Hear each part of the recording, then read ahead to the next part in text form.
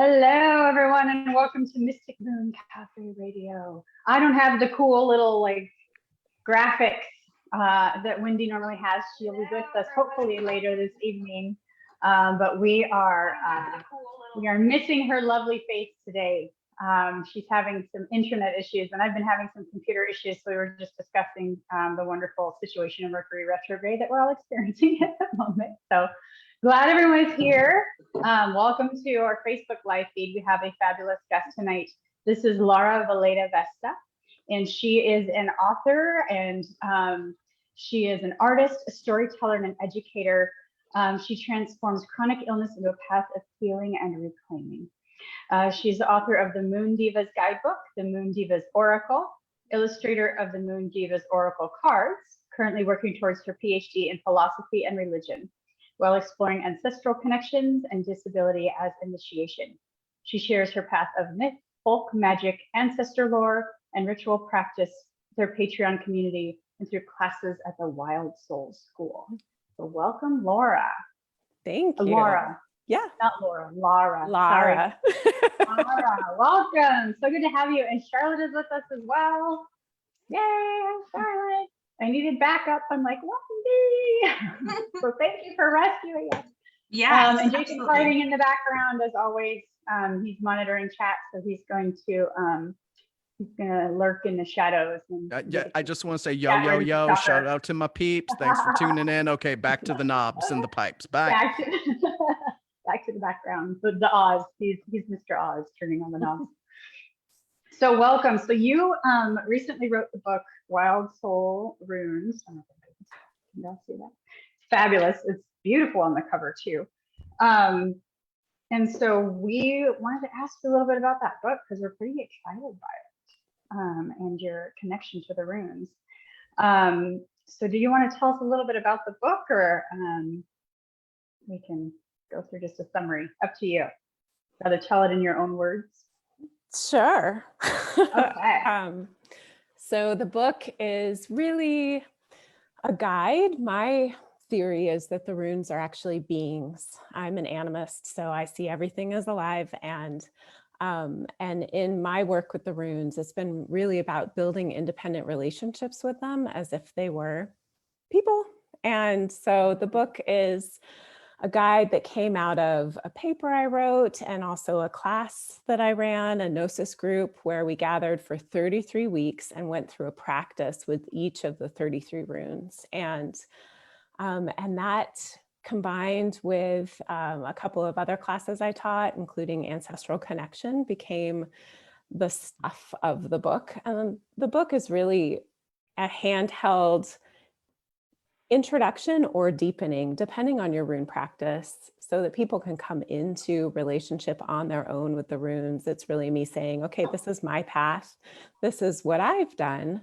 And maybe it will inspire your own. That's so awesome. That's so cool. Thank you for that. It's, I think for me, what's fascinating about some of the divination tools, the kind of general blanket of divination tools across history, is where they've all come from. Their kind of continents of origin and how they started to use them, or how they came to using them in practice of divination or storytelling or fortune telling, or even just, in a lot of practices, not even necessarily ceremonial or ritualistic, but also just common everyday questions, runes, pendulums, tarot, all of it, come up, throwing bones, reading tea leaves, the list goes on and on and on. So what is it about runes and kind of their history and their myth that was really fascinating for you, that drew you to them as a tool? Well, my first introduction to the runes was actually as a child. My grandfather was from Norway, and my mom had a pendant that she brought back when she was 18 that had runes on it. And so I grew up looking at this pewter pendant. It's actually behind me on my altar, and cool. It has several words written in runes. I had someone translate it from the Old Norse when I was in college, and it's very kind of pedestrian. It says Lake, River, Mountain, Norway, and it's probably just a, like a tourist souvenir. But I saw something in it that I felt was so magical. I wore it all the time in high school. And it wasn't, though, until much later, I kind of peripherally encountered the runes. It wasn't until much later that I really started investigating my own lineages and finding the runes so deeply embedded in the pan-European cosmology in symbolic form. And really looking at prehistory too, going way, way back and looking at the prehistoric languages of the old European sacred script, pre-Indo-European symbols, and feeling a resonance there. But what drew me to the runes was this idea that they were part of the web of weird, the web that connects all life, and that their story of origin is a partnership story, a synthesis between the masculine and the feminine, these qualities that are within everything but can be seen as polarity, but actually are not. They're necessary to the both. And so the runes coming out of this myth of Odin's sacrifice at the well of the Norns, who are the triple giantesses in myth, that really drew me in because I saw something in there, a seed of a much larger story. And the runes then become fragments of this web that connects everything.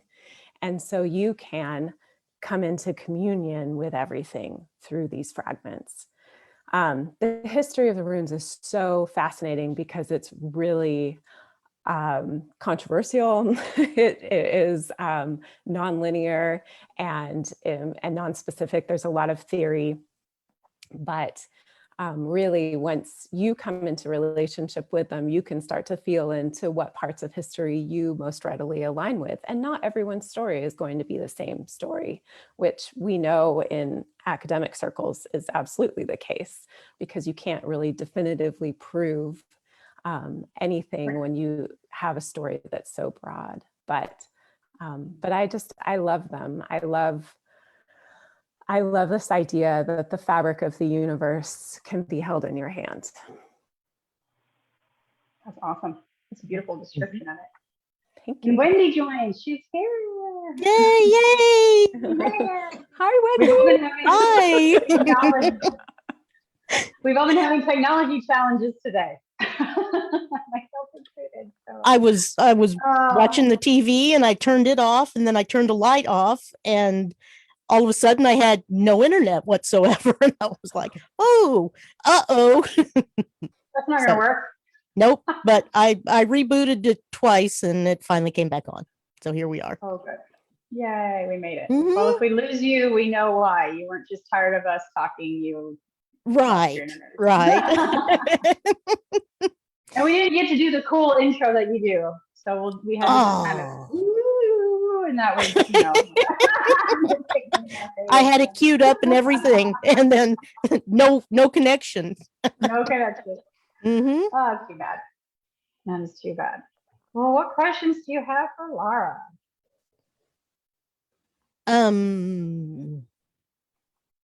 How long have you had your school going? I started that school back in 2014. It started as kind of an addendum to live teaching I was doing, like, oh, it'd be nice to have an online component. But then I got really sick and it became my primary school. And then of course with the, that which was perfect for this last year because Right. it's all set up already. But yeah, it's become such a network. It's become a true community, which is pretty amazing. And I never would have thought it would become what it has, but yeah, 2014. Fantastic. Tell me a little bit about the rune poems. I was reading through that part of your book and it just sounded so beautiful. I just love it. I'm kind of looking at the first page. I was able to tag it. So as we connect with our ancestors, we can also begin to craft our rune practice, drawing from the wisdom of ancient written resources.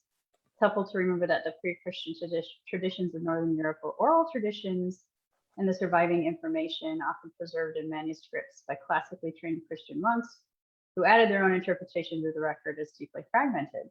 So it kind of goes on then to talk about also the runic poems from Iceland, written in Old Icelandic. There's Norwegian poems, and Old Norse, Anglo-Saxon poems. Kind of the runes seem to have traveled, you know, across the globe, and in each continent that they reached, almost a similar practice developed, or use of the runes on each continent. But if you think about the era, that's pretty fascinating to me, that they would be utilized almost as if innate or natural use for just humanity to interact with them in some subconscious way, in the same way, depending on whatever continent you happen to be on. And maybe it was passed orally from as people traveled and handed the runes off to other continents. But that was really fascinating to me to see that there's all these different these practices that sprung up with runes all over the world in that era. It's not like we were jumping on airplanes and on social media talking about our runes at that time, you know. No, So can you talk a little bit about that? Sure. The rune poems. So the rune poems are the surviving documents that we have, that we assume that the rune poems tell us what the runes mean. We don't really know, right? I mean, this Right. is like so much in history. We're like, okay, maybe. And maybe not. And maybe not. Yeah. Exactly. But the rune poems, and I had always read them in the kind of the typical 19th century translation, which you can find in the book, the Bruce Dickens translation. And then I encountered in the Anglo-Northumbrian Runes, which are a set of 9 runes. 5 are found in a manuscript with poems, and then 4 don't have poems at all, and they're just in kind of random manuscripts or maybe on artifacts. And I found with those, I started looking up just the word of the rune, and I found there were discrepancies between the antique translation and then what the dictionaries were saying, or the etymology of those words. And then that got me on a whole tack where I eventually translated. And I have to say this always, I'm not a translator. This is my first attempt at translating anything except for like high school and college Spanish. Okay, so this is like brand new to me, and they're ancient languages, but I learned so much in this process. And I learned that this is part of the work of revelation, especially when we're encountering something that does come from an oral history that's been exported and reinterpreted over and over again, to meet it with your own freshness, with your eyes, and to look at, I'm a lover of language. I was an English major in college. I'm a writer. And so really in decoding these ancient words too was also so powerful. We have so much in our language as speakers of English to go in and look at Old English, look at Old Norse, Germanic roots. It was so incredibly powerful. And I learned a ton about where at least the words for the runes came from. Whatever the meaning is, again, is something I believe we develop in relationship, but at least I got a little bit more of a sense of the words. So, which was such a process. Mm-hmm. That's amazing. Yeah, I think you even opened that chapter with, I am not a translator. Yes, I do. Okay. Disclaimer. They're so awkward, and I left them. I did get better as time went on, but I really am a big believer, especially as a writer. And I was a university professor for a long time, and I taught writing. I believe in showing the process. I think it's really important to show that we don't just crack from the egg fully formed. Like, we actually have our feathers all wet and we can't see, and we're like fumbling around in the dark. And so when people see that, the hope is always that they feel empowered to attempt their own translation. And I always say, do better than me. Like, you know, you have a leg up here, because I already made something really awkward and strange. So you can maybe make something a little more beautiful. Take that as a platform and move from there. That's yeah, right. That's amazing. What are some of your favorite myths and stories about the rune? About the rune. Oh, you just said myths and stories in general, and there's so many. Well, about the runes. Well, we have 2 hours, so I mean. Yeah, exactly. Yeah. Knock yourself out. I had a curveball, but I'll catch up shortly. I apologize. So there's two stories that I mentioned in the book that are so important to me, and I've been working with them on many levels throughout the book. And one of them I'm actually writing as a fiction story right now. I didn't know I would be doing that, but that's the story of Gullveig. And Gullveig's story it relates to the runes in that Gullveig is a representative of that ancestral feminine energy that I talk about in the book. But the runes are not specifically mentioned. It's a stanza or plus or minus in the Poetic Edda, in the Voluspa, that tells the story of this being, Gullveig, venerated mythic ancestor or goddess, depending on how you want to see her. And the vulva, the witch who is telling the story of Gullveig, says that she remembers the war, the first in the world. So she remembers a time without war.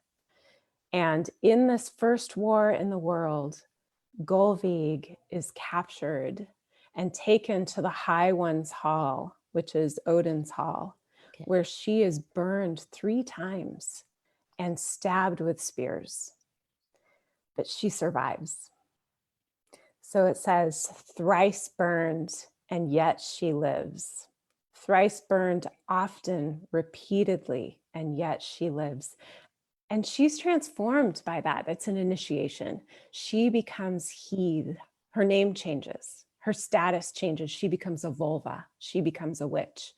And she then she travels around making enchantment with playful intent, making enchantment everywhere she can. And it says that she was a sweet odor to sick women. So she travels around and she actually teaches this magic that comes from her initiation, Seidr, comes out of this burning. And that transformation was so meaningful to me as someone who has a chronic illness and has been through some really intense initiations of my own, like literal neuroinflammation, a burning in my brain. And so to recognize that in this initiatory process, we can actually become empowered by it. And this story of the ancestral feminine is not a story of annihilation. It is a story of regeneration and a story of tremendous power. And I think there's a lot of keys in that myth for us. And I'm still working with it, like I said. So that's one. The other one is the origin of the runes, which I mentioned just briefly a few minutes ago, but that is Odin's sacrifice, where he hangs from the world tree for 9 days and 9 nights. And he hangs from the world tree and reaches in, and the phrase is, the word is to take up. It means to take, like grab, or to learn. He takes up the runes from the well of the Norns. So the well is such an ancient feminine symbol, right? We have this receptive, and the well is called the Well of Urd, and Urd is the eldest rune or the eldest Norn. Her name means, sometimes it's translated as origin. So this well holds the weird, because Urd is also the root of the word weird. And so you have in this well everything that ever was, and it's guarded by these entities, this feminine triplicate that existed from the beginning of time. But they allow for this sacrifice, this initiatory sacrifice to take place. And they allow for this learning to come from the well. And in that partnership, I think there's a lot of potential for us to learn about what the runes mean, what they are, where they come from. And then also the healing that's possible in that initiatory merging of the masculine and the feminine, of the sacrifice and the giving and the learning. So that's the other story I really love. And I'm working with that story all the time too. That's beautiful. It really is. I love it. I've done some research on the weird and just the women of weird, and it's fascinating to me. I love it. So to hear how it kind of weaves in and out of all of these stories is great. Very cool. I like. It reminds me of the sirens. Yeah. I like how so many of the mythologies, I guess they are, have, okay, I'm going to call her the Morrigan, but you know, she had the three aspects, the triple goddess of, I lost it. I believe the Greeks also have one. Yes, yes. And then the Norns, Yes. and probably I'm sure that, you know, the little countries throughout Europe and Asia, most likely. I'm not real sure on that one. And it just the connection that, you know, that all of these different lands had the same thought process. It's just cool. It's just very neat. I like it. It is. It's amazing. We last summer, a friend and I hosted in the Witch Wound Healing Circle a 30-day practice, and I think we're going to do it again this summer, called the Feast of the Three Sisters, because we did research and we found they are just this, definitely a pan-European entity, and they have so many names and so many aspects. And so it was this honoring, this 30-day practice of honoring this triplicate entity. And yes, the Morrigan was in there, and I think it was the Moira, and I can't even remember all of their names. There's so many names.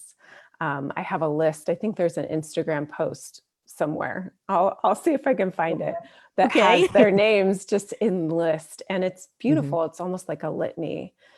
But to know that these entities are always there holding this space for us, this triple feminine entity. I love it. And the tradition was to put out 3 knives for them. We know that from the pagan penitentials, or from the Christian penitentials telling us how not to be pagan. In the medieval era, you had to lay out three knives for the sisters so that they could come and sup at your table. Oh, wow. Neat. So how many different continents have they found runes on early on, when they were first sort of just trying to trace it back to its origin? I mean, that's just...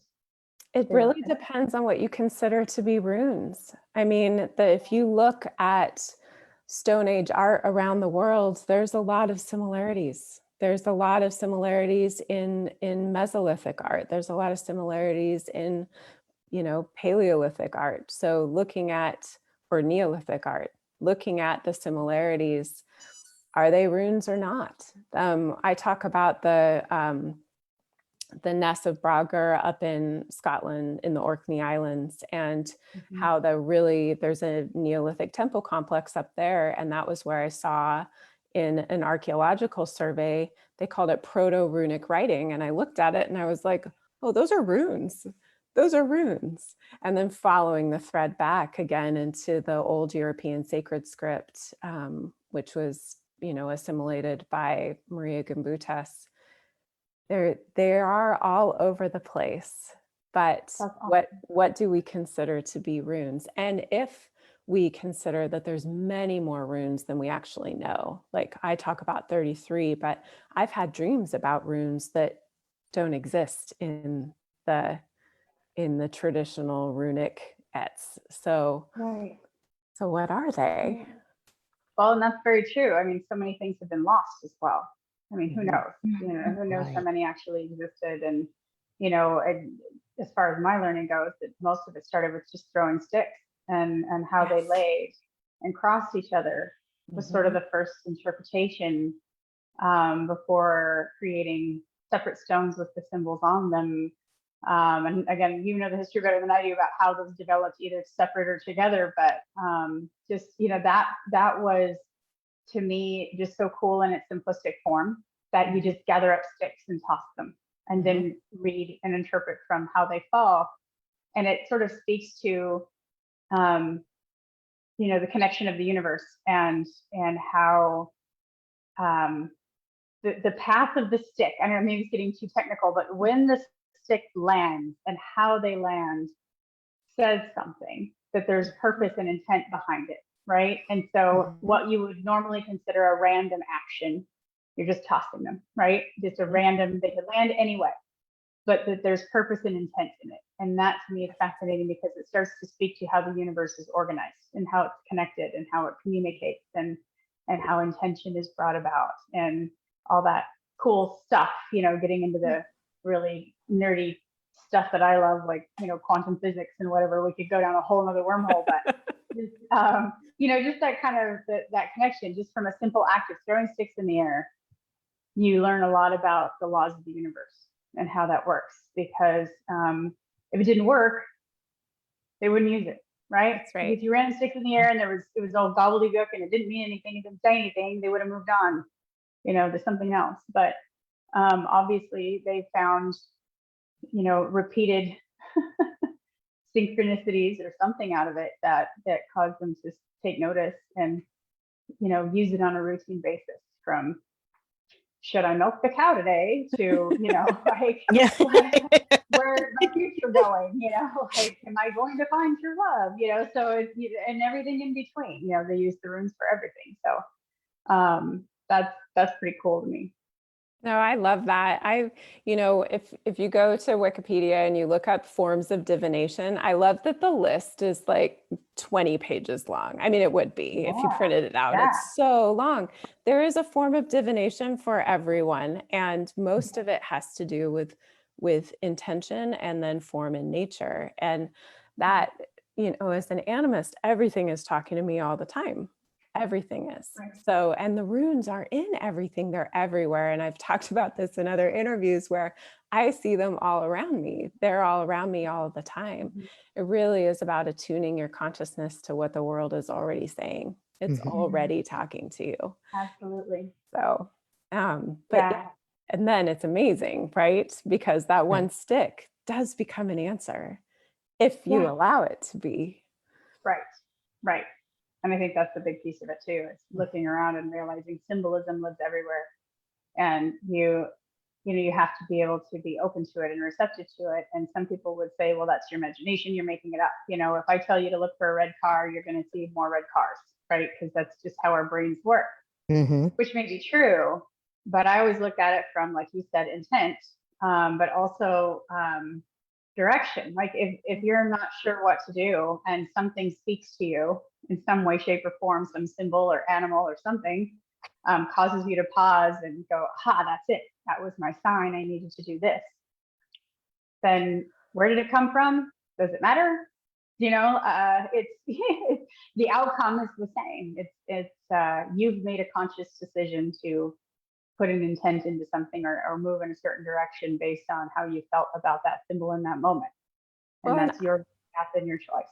So I am a staunch advocate for making things up too, frankly. I think that, you know, we dismiss that. We're like, oh yeah, don't use your imagination. Don't make things up. You know, that makes it not real. How is what we make up? Let me ask you this as someone who has created characters that I've then met in the airport. I'm not even kidding. Okay. I wrote a story, created a character. She sat next to me before we got on a plane. Her name was Prairie. All right. Like, how many people are named Prairie in this world?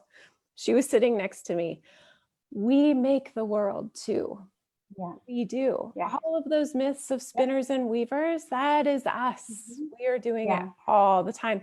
Whether or not, I always talk to my students about holding things as real and not real simultaneously. That way, if you're a disbeliever, you don't have to buy in entirely, but you can still hold it as possible. Yeah, And exactly. I think we need to make more stuff up, frankly, because yes. why wouldn't we? More imagination. That's you know, right. So many people, you know, there's such a stigma about your imagination. It's like you're making it up. Well, what a beautiful world to live in with an active imagination. Exactly. You know, and if the outcome is the same, you know, if it helps you, you know, and you enjoy life more, it's more colorful, it's more vibrant, it has more excitement in it for you. If you find magic in the everyday because of an active imagination, awesome. You're moving through life in a fabulous state of being. Good for you. You know, Yes. who cares, right? So I think it's so funny how people like say imagination is bad or divination is bad, but we use it every day, all day long. And but when you sit down and actually physically do something in front of somebody, they're like, oh, that you can't do that. But it's like when I woke up in the morning, my imagination told me what I was going to do that day, what I was going to wear, how I was going to get out of the house. I imagined my whole day, right? I manifested my day that way. Divination, I turned on the weather to see what the weather was doing. They used divination to tell me how to do that, right? So, I mean, it's like my whole day is involved in imagination and divination. And I think it's hilarious when people talk about how bad it is. And I'm like, okay, well, how much did you do that today? You know? And you know, how much is imagination and how much is intuition? You know, if you listen to it, you're going to find out some really amazing things.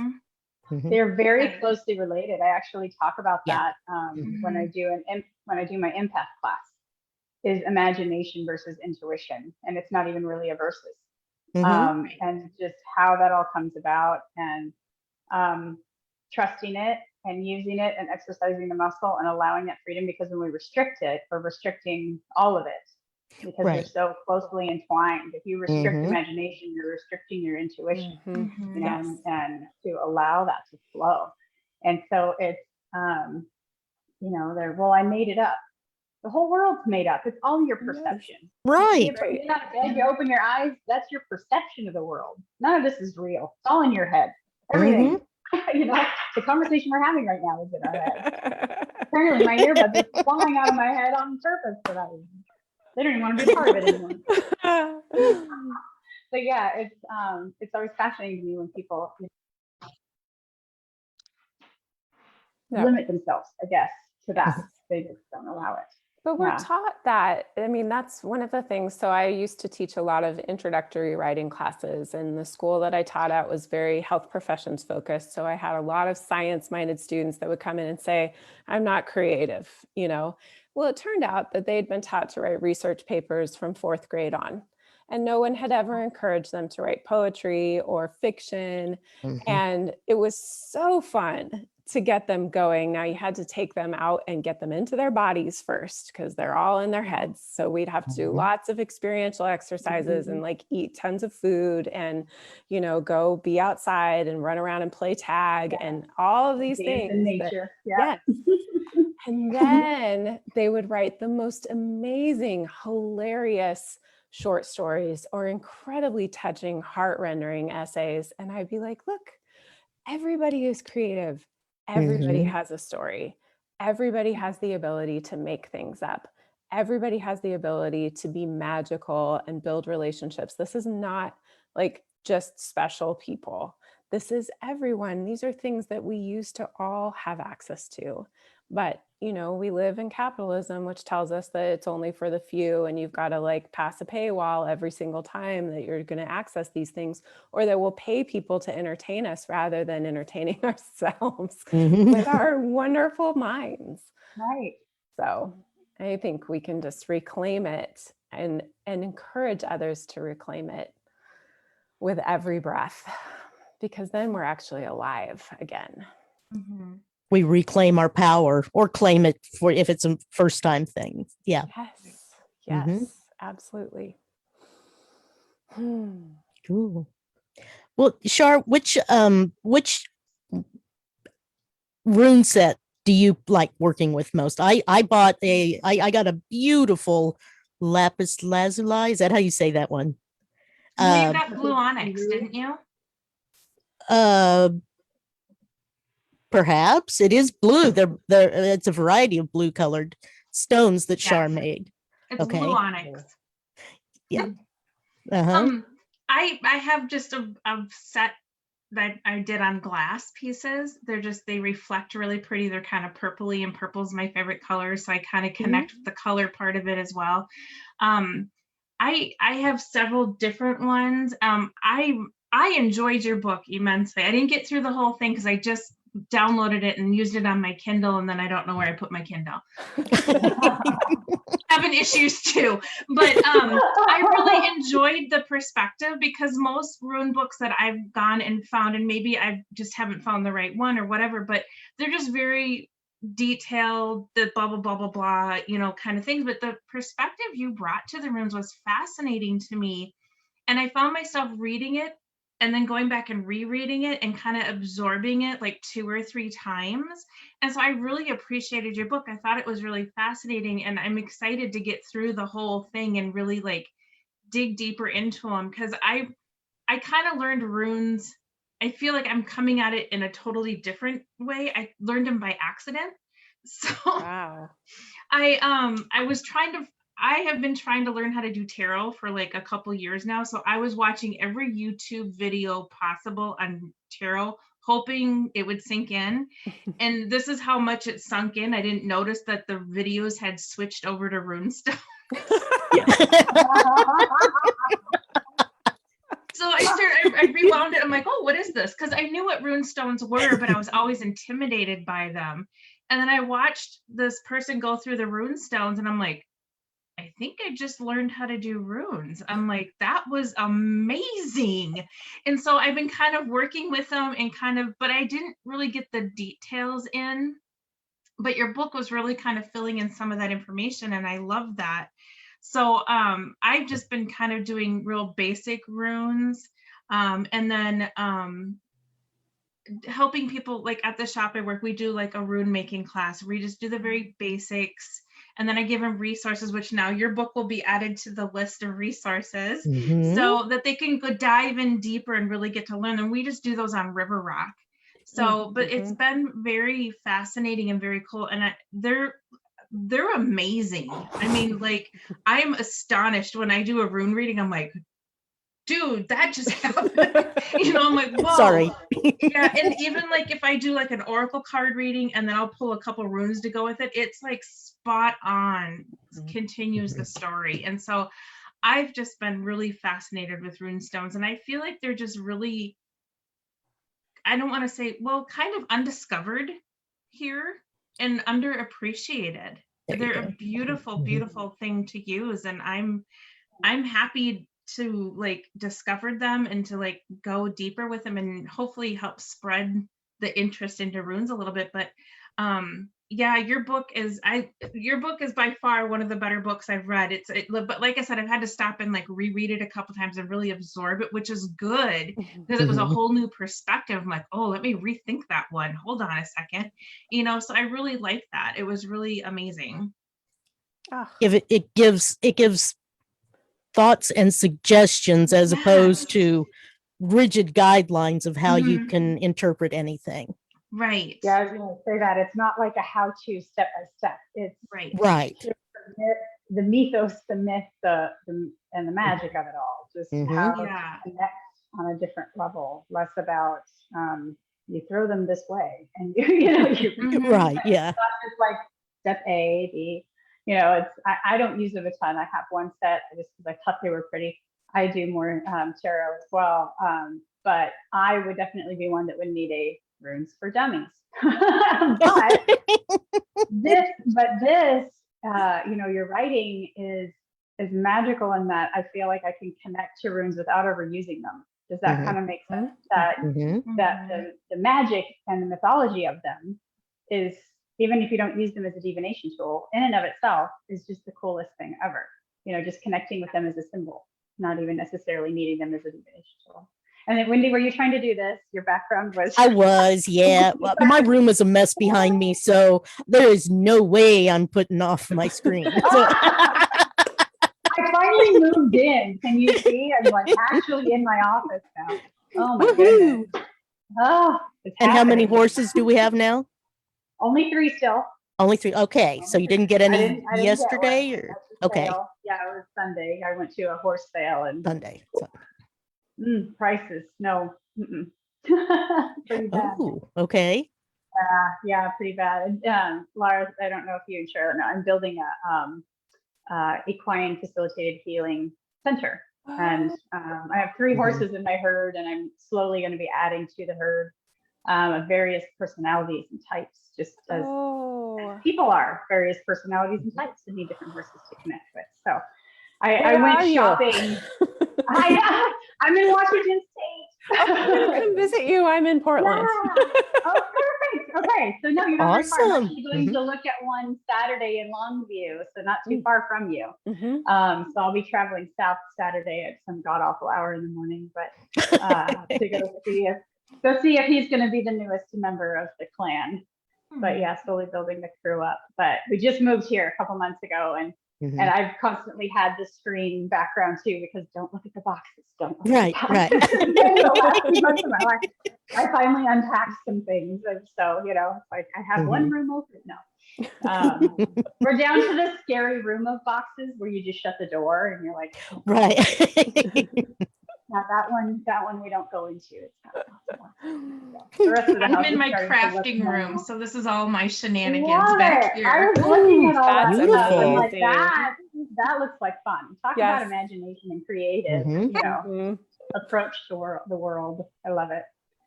Yeah, that's cool. So yeah, Only because I don't know how to do the background thing. That's a great background, though. That makes me want to come and visit you. Yes. That looks like fun. It That looks like a does. lot of fun. There's a lot of cool this stuff. is like all my stuff where I do for the shop. I do divination, like all kinds of cool. divination tools and everything. So You're way more organized with your art supplies. That's amazing. called being an OCD Virgo. I love it. I might call you to come OCD Virgo my art supplies. I'm a Libra, so they just like wherever. Right? Yeah. Oh, that's too funny. Oh my goodness. Yeah, no, I just I enjoyed that about your book, that I could have a connection with runes even when they haven't necessarily been my tool, and appreciate them and respect them on a totally different level. That was really cool, because most of the books I do find, like Charlotte said, are instructional videos. They're not necessarily the art, the history, and the myth. So this is pretty cool. Oh, I'm so happy. That makes me really happy to hear that from both of you, actually, the different perspectives, because that's my hope always. I actually really want people, the divination portion of the book is very small, and there is a lot of information out there. And also I find that if people are meant to use runes for divination, they find you, which is and they will let you know. And, I actually invite people to ask them, once you've developed a relationship with them, whether or not they want to work with you in that way, because they might want to work with you in other ways. So they might want to just come with you to dreams, or they might want to make art with you, or tell stories with you, whatever it is. I love the idea of people developing relationships with them, without, I guess I always like to think of relationships in my human terms, which is reciprocal, right? You want a relationship that's give and take. And I think sometimes when I know when I started working with tools, spiritual tools, I was very much a taker. I wasn't like feeding my tools and like doing ritual with them in these ways that was really nourishing to them. I was using them. And my spiritual practice has changed so much since I've built relationships with them. And that is always the hope, is that people approach and find their own relationship. I really, part of having a brain injury is I resist a lot of the dogma that's in contemporary spirituality, because I can't remember, I can't remember what things mean. So I have to go into the intuitive, I have to go into the communication. And that's been a big change for me over the last decade. I used to be able to memorize huge swaths of text, and I can't do that anymore. So a big part of this practice comes out of necessity, and it's been a real gift too, because then you don't have that sense of like, oh gosh, here's this rune, I'm going to get it wrong, because there is no wrong. And it really is about what's appearing in the moment. So it was very good to hear. That makes me really happy. Yeah, that's awesome. I approach tarot that same way. I mean, yeah, I know the Rider-Waite book and what the cards are supposed to mean, right? They have a standard dogmatic meaning to each card, right? And not that that's wrong, it's usually spot on. But I take it as a totality. I come at it kind of the same way you do. Is I actually lean more on oracle cards than I do Rider-Waite. You know what I mean? Like a standard prescriptive.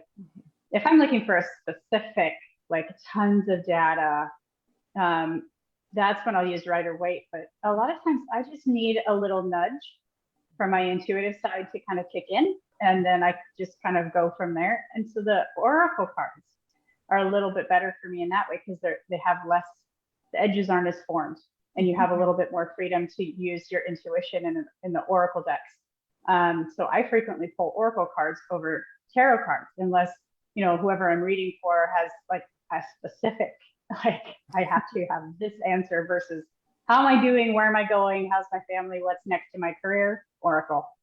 Am I going shopping Tuesday? Well, let me ask my wife, I guess. You know, like sometimes it's, or if I need more detail or I need to go deeper on a specific matter, I'll pull Rider-Waite. So it's, there's different ways sort of to approach divination that way too. But you made an oracle deck, didn't you? Isn't there? Oh, that's awesome. Yeah. That is cool. Yeah, that was right when I got sick. I had, because I wrote the Moon Divas Guidebook, that was a handwritten guide for women in transition. And then I had done a lot of illustrations.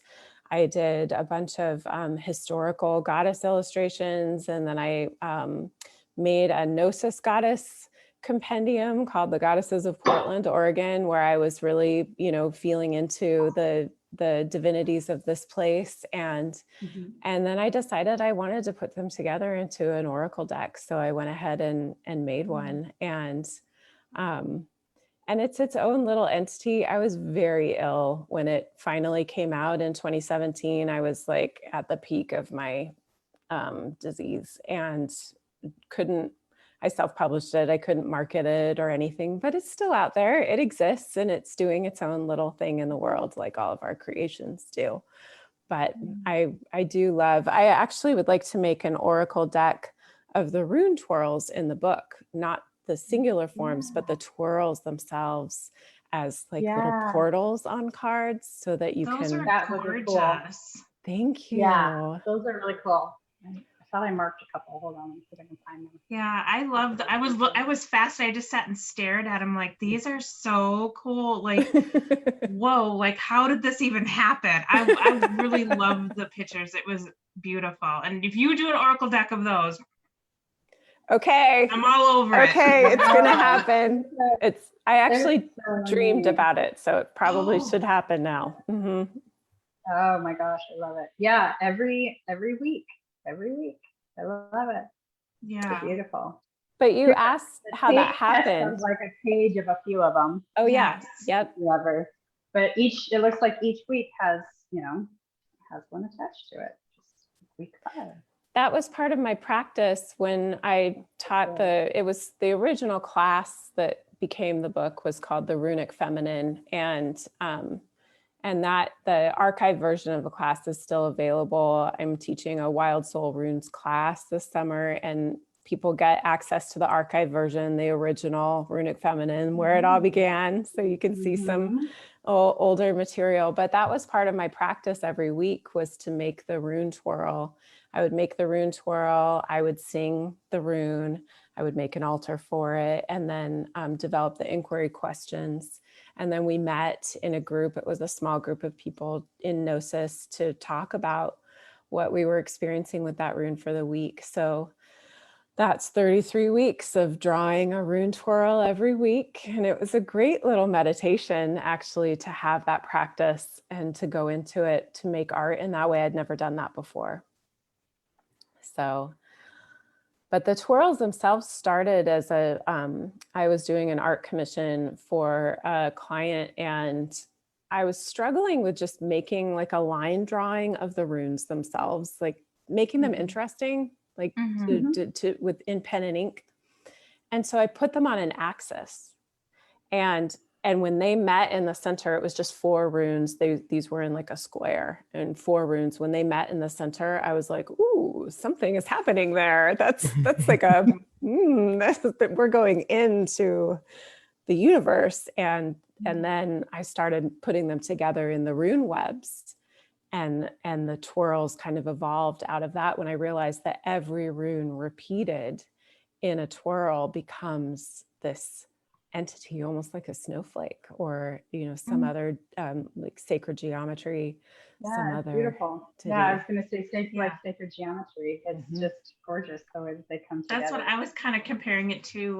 Was the sacred geometry. It just had all this total energy to it, but each one had energy to it, and then with also knowing what the rune was from working with them a little bit that I do, I could feel that energy kind of like manifesting through that picture, which I thought was amazing. It was so cool. I love hearing that. Yeah. That's really great.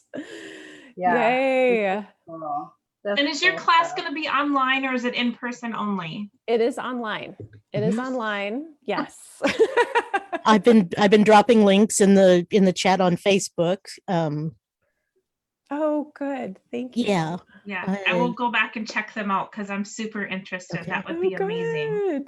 Yeah, we have a great group forming, so I'm really excited. And the purpose of the class is to kind of lay the foundation. If you want to do the practice in the book, the 33-week practice, this is just to give everyone an opportunity to connect with a lot of the different concepts, some of the tools, the history, the myth.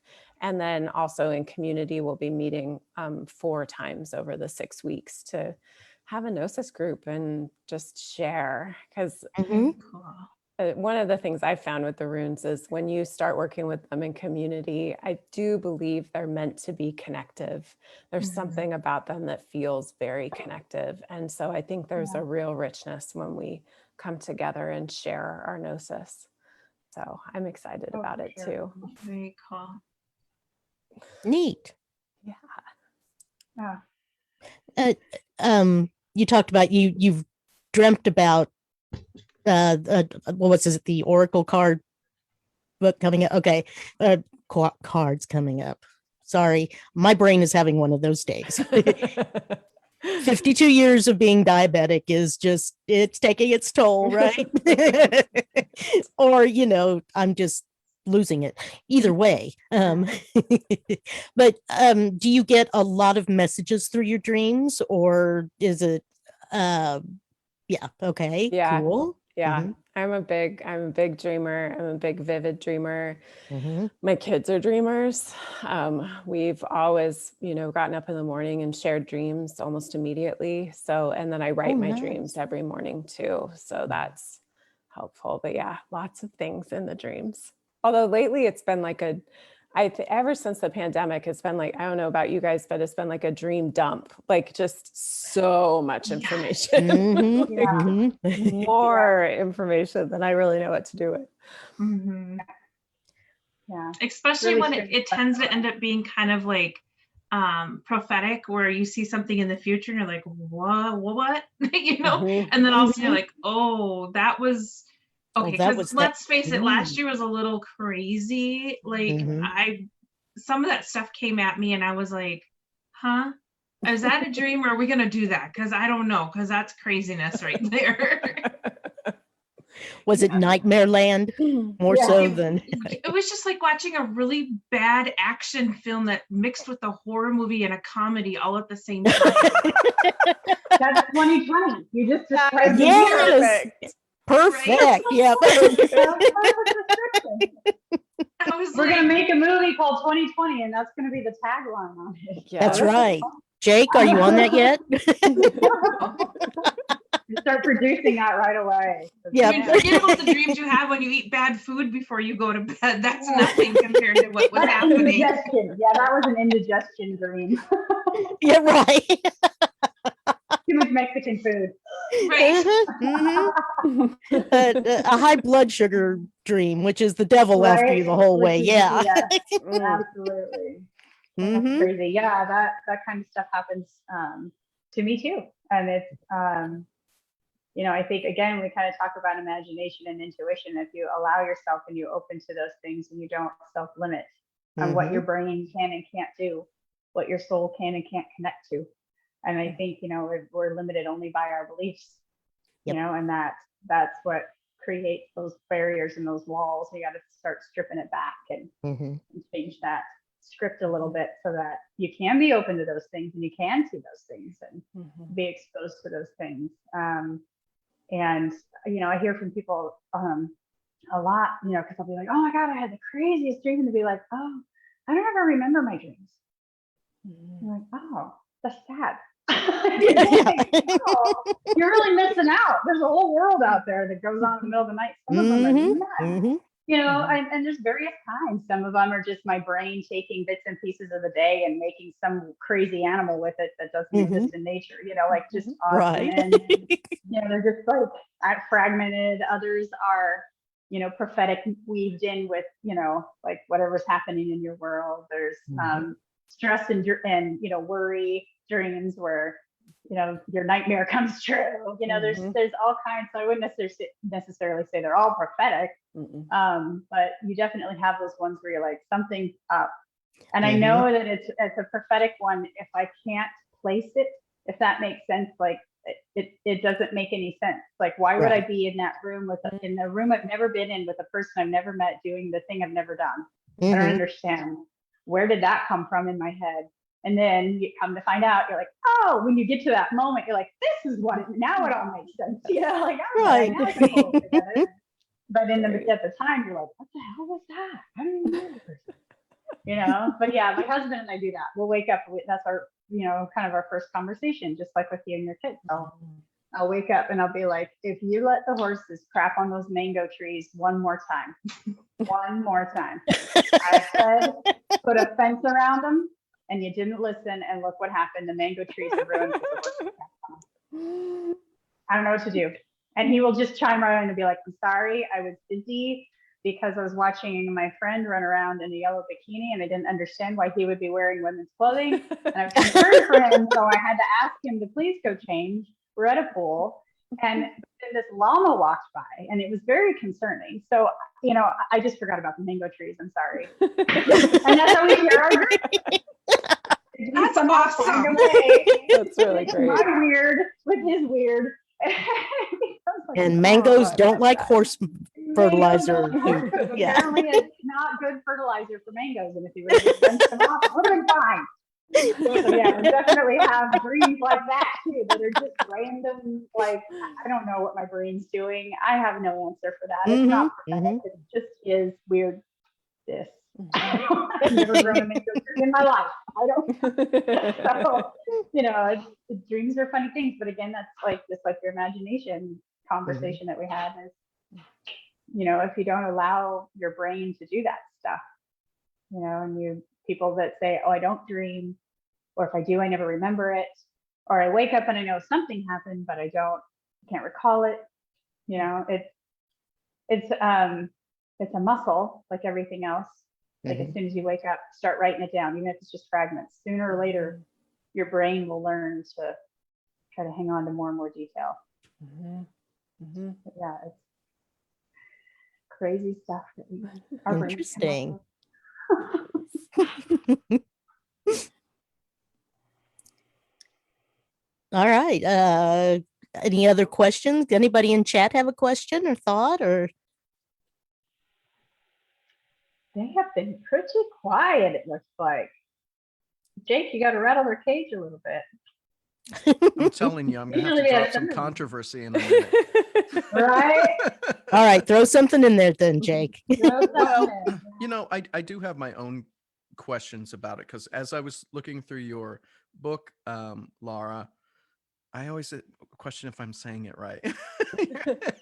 But with the in your book, you know, we're used to Viking Norse runes, but then the Celts had their own. But when I saw pictures of them, you know, in your book, it seems like you have a clearer delineation of them than what I have seen in other literature, like coming out of England and Wales.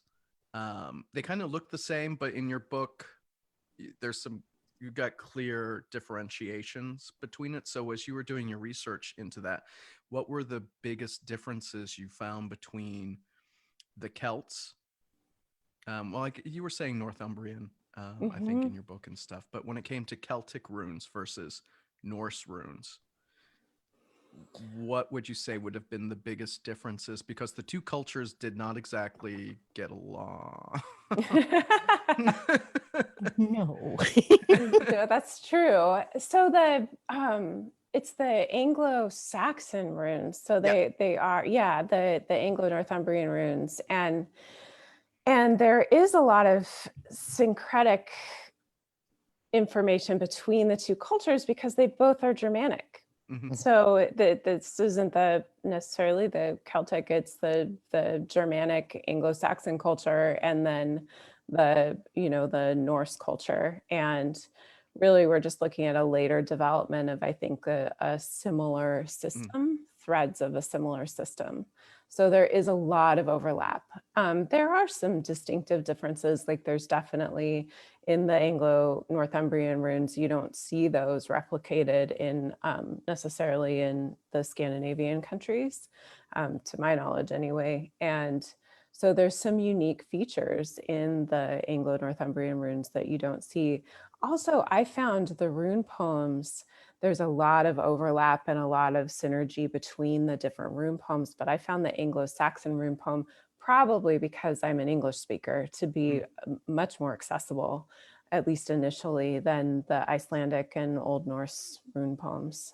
So, but yeah, it was fascinating to me. I didn't know when I began my runic journey long ago, I always thought, oh, these are Scandinavian. That's why I love them so much. But it turns out they're in all of my lineages, which was kind of fascinating. Yeah, Neat.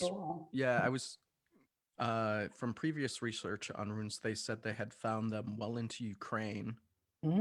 And what Russia, and with the Vikings themselves going down like every single river in Europe to the end. And how it had that spread. was a huge spread. Yeah. Yes. Yeah. And there's a lot of runic, if you look at Slavic symbolism, there is a lot of runic source in Slavic symbolism. And there are, I believe my editor said there's Bulgarian runes. Yeah. There are, and then of course in the Baltic cultures, there's, if you look at the Ramuva religion, they have a lot of runic Germanic influence with the Baltic, which is quite a beautiful synergy. I really love that. And their information is so alive to anyone who's looking for really, I want to say crisp lore, because it's preserved in song. They preserved a lot of their pagan lore in song. So the Ramuva religion has access to quite a bit of information that is just, I've not found it anyplace else, which is really wonderful. I'm gonna have to look that up now, because that would be another neat way to learn even a different offshoot. Yep. Very easily. And are there many connections between your basic runes and like the ancient Egyptian hieroglyphs and that type of writings, I guess? Well, I don't know about I haven't ever looked at hieroglyphs as runes, but I'm sure that the symbolism, so some of the symbols, if you think about the rune Gebo, which is the X, right? And you look cross-culturally, you look around the world, you're going to find X's and crosses everywhere. What it means, of course, is going to be culturally specific, but I don't know,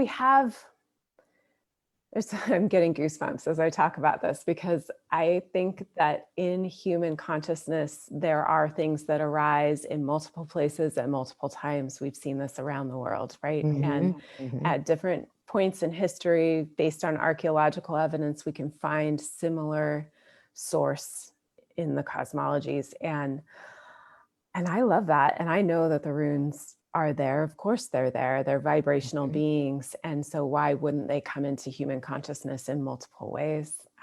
Now I want to go look at the hieroglyphs. Sorry about that. Yeah, I'm really thinking about that.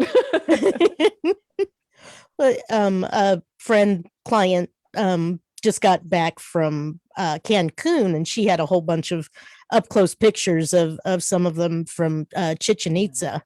And I'm just thinking, that was their form of, well, I know it was their form of language, but the resemblances to, once again, the ancient Egyptians, and even some of it as a runic type of language is just, it's fascinating.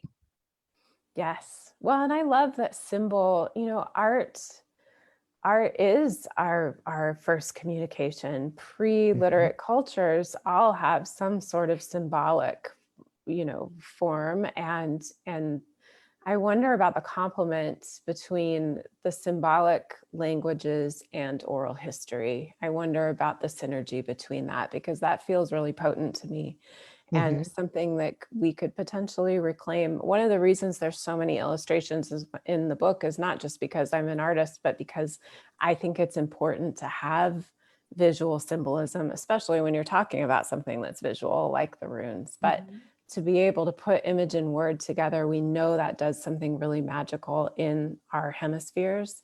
And so with language and art, I just wonder, in pre-literate cultures, what that experience means. We would have to undo a lot of writing in our brains in order to get there, I think. Yeah. Definitely. Yeah. A lot of Yeah, there's a hardwiring. lot of preconditioning. Yeah, I was going to say coding and preconditioning, hardwiring. A lot of work on the narrative and rewriting the script. It's fascinating now. One of my favorite books many years ago was The Alphabet versus the Goddess by Leonard Schlein. He was a neurosurgeon, and he really went all in on this theory of left brain, right brain, masculine, feminine, image, and word. And he looked at history when language came in, when the written language came in versus just oral history and symbolic language, and how it changed culture. And his theory was that it overdeveloped our left brain so that we were, and had all these qualities assigned to it, which again, it's just a theory, but it's an interesting theory. And I really loved reading that book because it made me think about writing and art in very different ways than I ever had before. That's a cool theory. I haven't looked at it that way before, but over time, more Darwin-esque, I guess, than evolutionary, in the respect that if we utilize the right hemisphere more or the left hemisphere more, generationally, we just over time would lean on that more than the other side. Maybe that's why, the left brain is more dominant with regard to genetics, and why most people are right-handed. I don't know, so I mean, it could be contributing to that too. That's a pretty fascinating theory.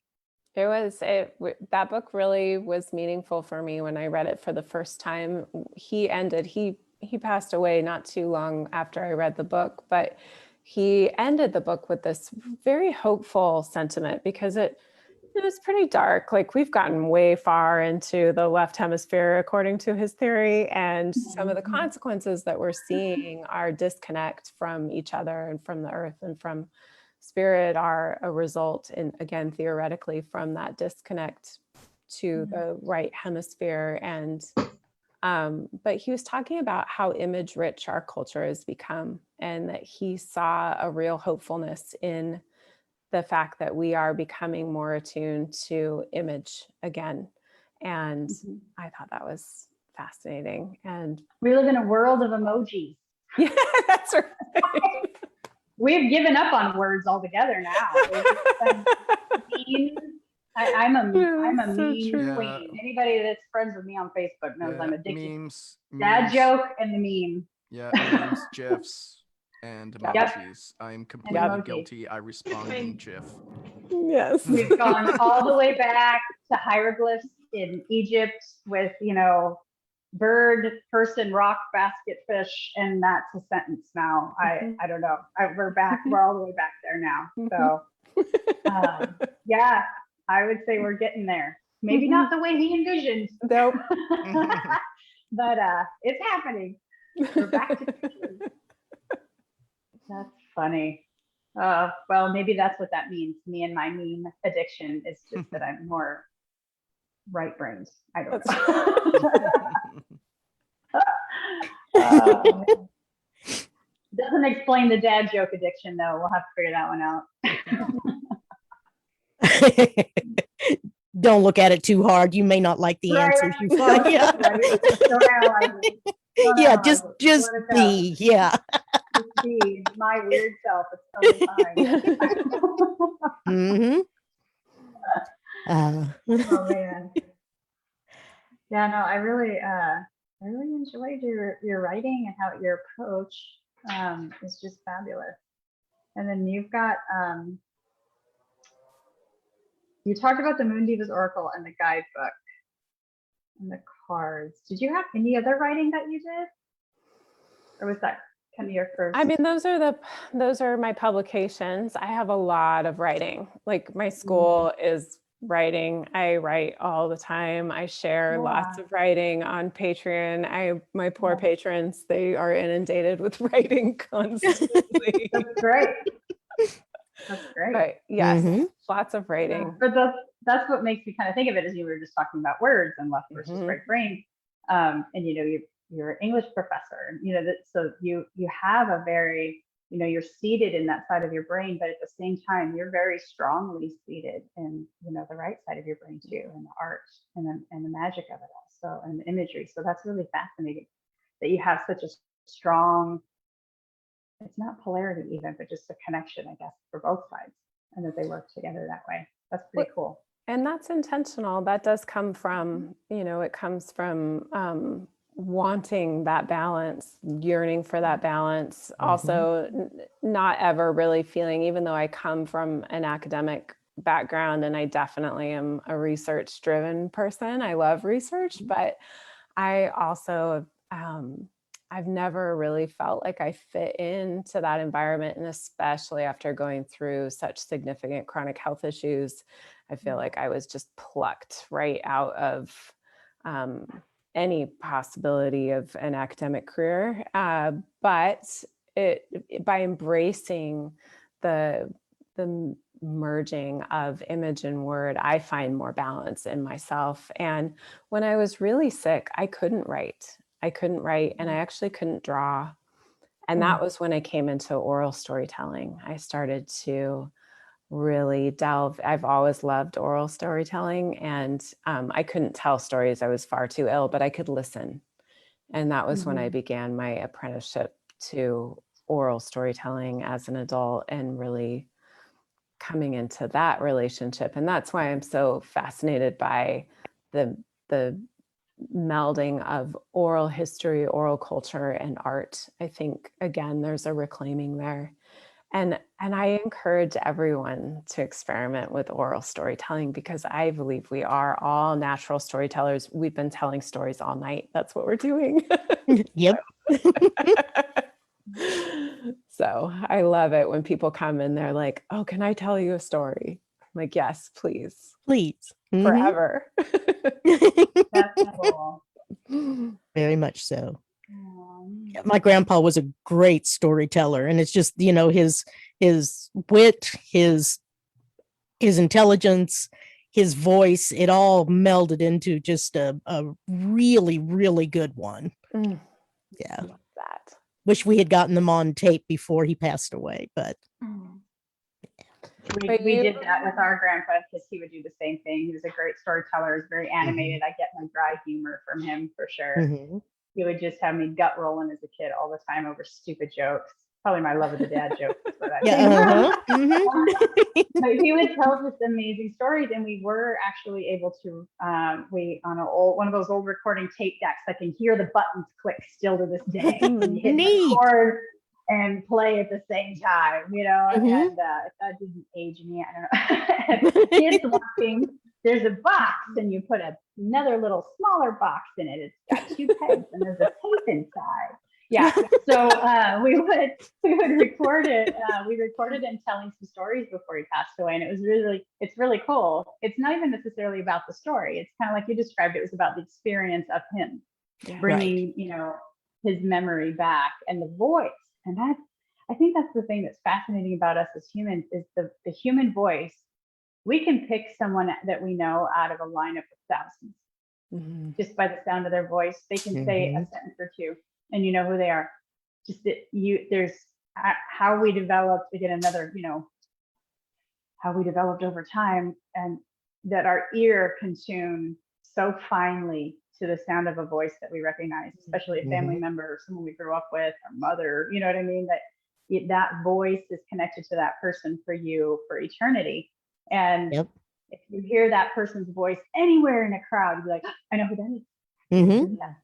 Millions of people, and we all have a slightly unique feature to how we sound out of the same vocal cords, the same anatomy. It's crazy to me. And so when you hear that unique voice that you've attached to a person, all of it sort of floods back and you can relive that moment with that person. I just think that's cool, So yeah, being able to record someone's voice and keep that recording is very therapeutic. A lot of people have them. Well, don't they say too, like the last sense to go when you're passing is the hearing? Like, I think I've heard that's the last sense to go. So very true.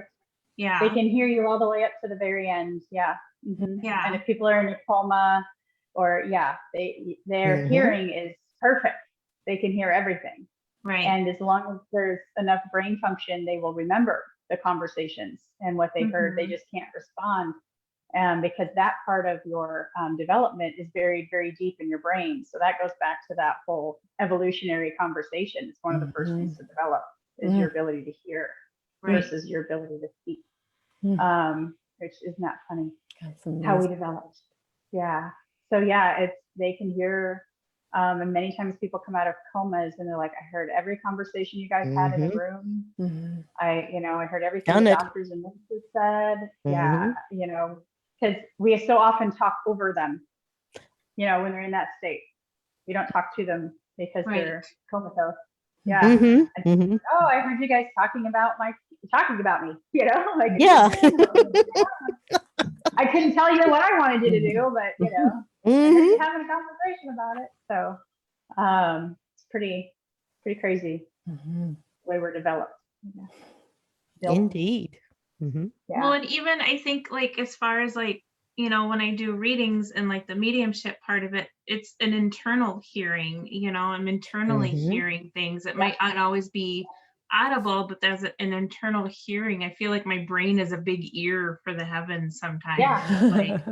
So sometimes it's just like, oh, okay, I'm getting this, So hearing, I think, is more than just the audible. It's like, I can hear music in my head, the pitch, the tune, the note perfectly inside my brain, not outside of it. It's crazy because, when we lock that memory in for whatever reason, when we memorize a sheet of music, it's about the relationship between the two notes. It's not even about the note itself that stands alone. It's the relationship. Right. And I think that also, like with runes, it's less about the individual rune and more about the relationship between the runes and how they create music and how that, reads out what's the story. Because I can hear it. I'm a vocalist and I'm in bands, and so I can hear something once and then lock it in my brain, and I have this ear that's tuned to be able to just keep it, and I can replay it in my head over and over again without ever having to play it externally. It's crazy that our brains can do that. That we have that kind of hearing capability to hear it like that. Yeah, it's pretty neat. We're fascinating, aren't we? We are. Weird stuff. It's not weird. It's intriguing and important on some level.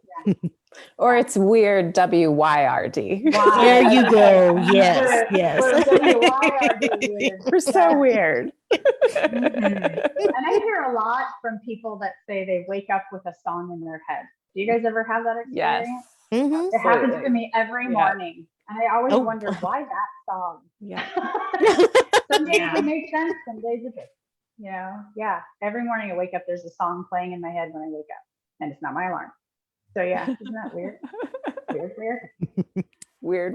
I thought I was just weird. But apparently I'm not just weird, I'm weird.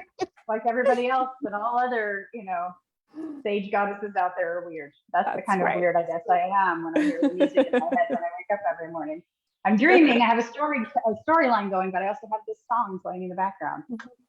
And oftentimes I'll wake up and write the song down just because it's like, I'm just curious, what the heck? Wasn't even listening to that music anytime. Who knows? Just pulled it Like the out. universe gave you your theme song for the day. That's right. Yeah. And sometimes the lyrics make sense, sometimes they don't. But you know, sometimes the lyrics kind of line up with the sort of day you're having. Like, yeah. Mhm. Another one bites the dust does seem appropriate. Got it. Thanks, guys. Yeah. But it's also, you know, there's something about how the universe communicates with us and symbolism, and how our guides may communicate with us, how, you know, our family ancestors may communicate with us. And maybe they use music because that's something that, you know, has a pattern and a symbolism that we are connected to, that we know and recognize. Well, and you're very musical, so they know that you will connect to that. So for somebody that maybe isn't musical, it's going to be like, it's a random song, you know, it's not going to make sense. Yeah, yeah, that's very true. Could very well be it. I was surprised to hear how many people actually had that same experience. I didn't know that it was that common, but apparently it's very common to wake up with a song in your head. I just think that's neat. That's humans, you know, like another one of those really quirky things. Like we wake up with a song in our head. How cool. Right.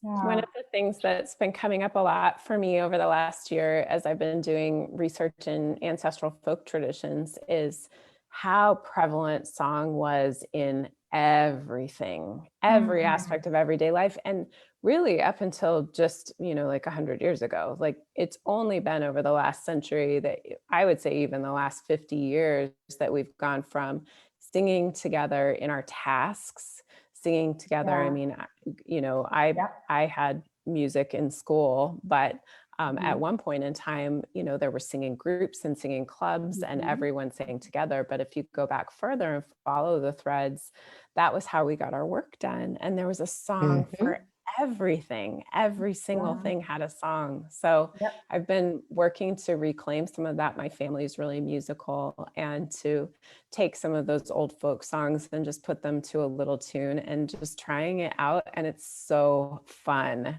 And then I wake up with, yes, it really is fantastic. I mean, we have a lot of the songs, like in the Carmina Gadelica, you've got a lot of songs, and you can find, I've been translating parts of the old medieval herbal manuscripts, the Anglo-Saxon manuscripts, or even the Voluspa. There's sections that you can translate and then set to music, and not in a complicated way. I don't read music or anything. I just grew up with a lot of music. So I make up a little ditty and it's super fun. And then, you know, like working in the yard, doing the dishes, doing the laundry, you feel this embodied ancestral awareness where you're like, oh, this is how it could have been with, you know, the women in my community, or with my family at dinner time, or what are we missing there?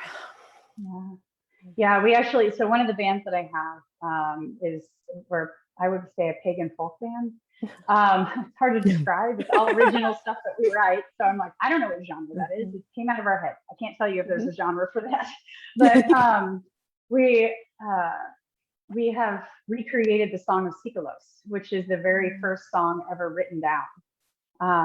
And so we have a version of the Song of Sikelos where we actually sing it in the old language, in the, gosh, why am I drawing a blank? What is that called?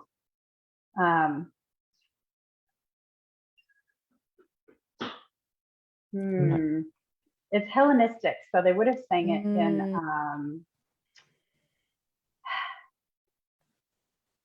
not Scrimshaw, but it's a kind of that same era, right? So it's one of the first original languages. I can't remember, but there's sections of it that I actually sing it in that language, and I'll think of it at 3 o'clock in the morning. I'm sure it will come to me. Well, it wouldn't be Greek, would it? Or one of the island type offshoots? It's from either the 1st or 2nd century Common Era. So it could have, I have to go back and look at it now. Okay. Because we've been off for a year. I haven't touched it in over a year. So I'll be singing it probably here in a couple weeks, and I'll let you know. You'll probably be singing it tonight in your sleep, but That's right. Right? That's what I'm going to wake up with in the morning.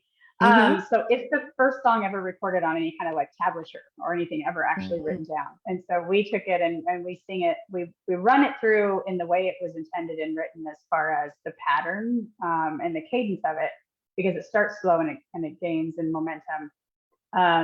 But we flip-flop between the original language and English, so we translate it as we go, so that people can understand what the lyrics mean. neat. Which is really cool. And then we redid Hermanalig, which is Norwegian, I believe, as well, either Norwegian or Icelandic. They may screw that up too.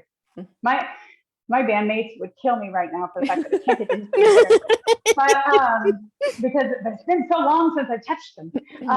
But Hermanalig is also another. It's a story that was turned into song. And it was how they told the story. And the story is about this troll that is wealthy and has all these fine gifts. And she goes to this, beautiful man and says, here, I'll give you all of these gifts if you marry me. And he's like, no, you're ugly. Go away, And then this plain farmer boy came along and he's like, I'll marry you and I don't need your shit, basically. So that would, it's kind of a love song in a way, but it kind of tells this really cool story of what she goes through as this ugly troll, as they call her, and the farmer boy. But it's kind of a neat song because it's an old traditional story from, I think, the 1500s that we've been able to kind of convert. And we do the same thing where we sing parts of it in the native language and parts of it in English to translate. So it's kind of neat. So we're trying to bring as well, kind of like you said, we're trying to bring some of that history back. And bring those stories back, bring that music back forward, because everything in their lives was music. They told their stories to music. That's how they preserved them, because they couldn't write them down necessarily, or they didn't always write them down. The way you carried the stories was in song, because you can attach a note to a word and then that gets it to stick in your brain a little bit better. Yeah. Oh, that's so it's cool. So we have a few of those that we're doing, and I think Dan, one of my band members, is working on another, and I should probably learn where it's from and what language it is. I'll get in trouble for that too. Write it down. So, write it down. Well, that's the thing is, pre-COVID, we were out doing this stuff all the time, so it was just part of, it's in my brain. But now it's overload. Yeah. It's been a year and a half since I touched any of it, so I gotta reacquaint with it.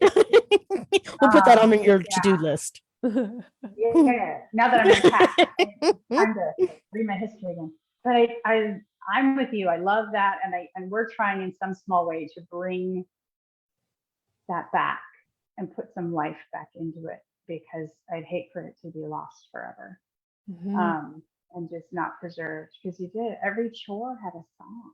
Everything you did had a song. Yeah, I did that to get through nursing school, anatomy and physiology and pharmacology. I put it to a song.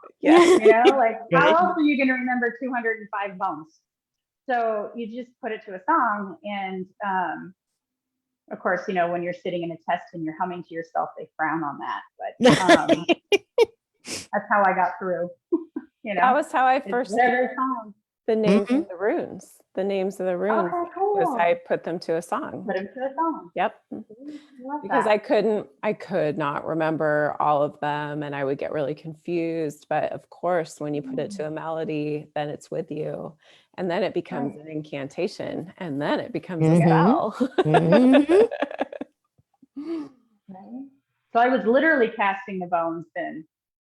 Yes, that's right. Yes. Literally. Yeah. As I was singing them. Answer A, answer C. Funny. Yeah. Well,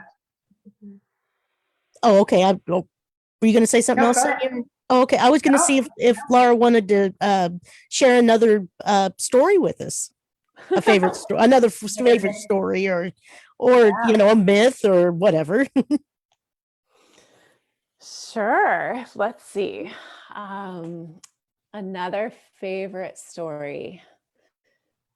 Well, one of my other favorite stories is the story of Angrboda. Angrboda is the mother of Jormungandr, the world serpent, Fenrir, the wolf, and Hel. And I really love Hel.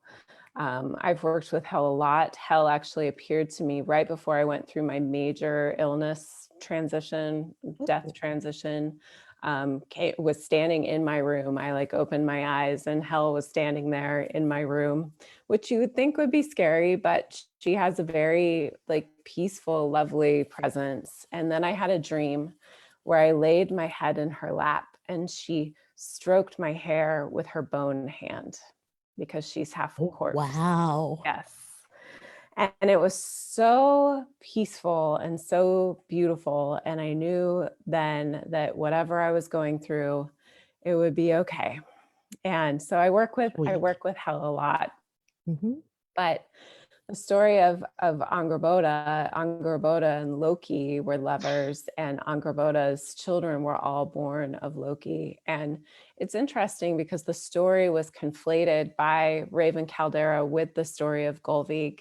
Raven Caldera has put those two together, and it's hard for me to separate them in my mind. But I always see Angrboda as this, you know, she is the forest hag, she is the wildness, she is the untamed, she is the giantess. And so from this union come these so-called monsters. And of course, they're not. They are these magical beings that are absolutely essential. And yet the gods are afraid of them. And I feel like in this story, there's some of the tension between the Aesir gods and the Vanir and the Jotun, the giants. There's all of this tension going on in the cosmology, and that may speak to some really ancient tensions, maybe that first war in the world that the Volva talks about in the story of Gullveig. But the gods decided that they could not abide these creatures. They were getting a lot of prophecy that these creatures were going to bring about Ragnarok, the end of the world. And so they took Jormungandr and cast him into the oceans. And I've dreamt about Jormungandr too, in the ocean, writhing and creating these enormous tidal waves. So he encircles Midgard, where we are now, this enormous snake.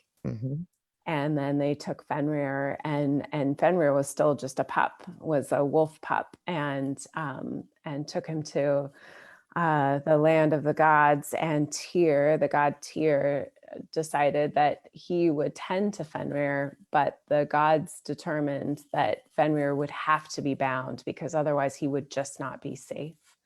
And so Fenrir's story is that Tyr tricked him. Tyr earned his trust and care, and then they had chains that were made that would hold the wolf pup, the wolf that he would become, the wolf of chaos. And Tyr said, you know, you need to wear these chains. And Fenrir said, no, no, I'm not going to wear those chains. And Tyr said, no, look, they'll be safe for you. I will put my hand in your mouth and you can wear the chains and you'll know that they're safe. And of course, the chains bound the wolf, and the wolf took off Tyr's hand. And I very much feel into that story as one of duty and justice and betrayal, of course. Yeah. And then Hel was taken and put into the nether realm.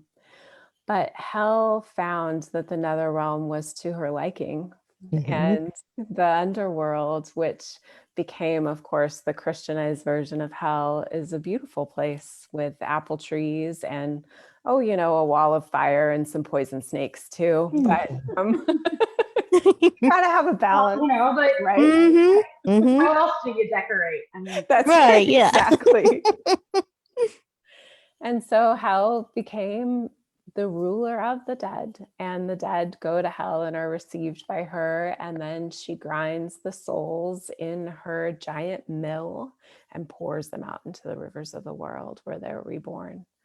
And so there there is no end to the story because it's ongoing. It's a cyclic story in the cycles of myth. But we know that Angrboda still hungers for her children. She misses them. We know that the world serpent will continue to encircle Midgard until he has his final battle. We know that Fenrir will remain bound until he isn't anymore. And we know that at Ragnarok, Hel's ship, which is made from the fingernails of the dead, will set sail once more. So that's another story. Cool. Yeah. I love the myth from the perspective of we have been raised, taught, conditioned that death is a bad thing to be feared. And so many cultures don't see it that way. And that's an important job that she has.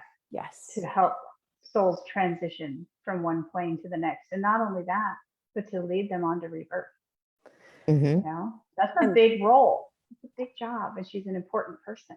And the journey to the underworld was such an important part of the spiritual cosmology. We have a lot of evidence about the underworld journey, going to the realm of hell, going to the realm of the dead, seeking information, going to our ancestors to ask them questions.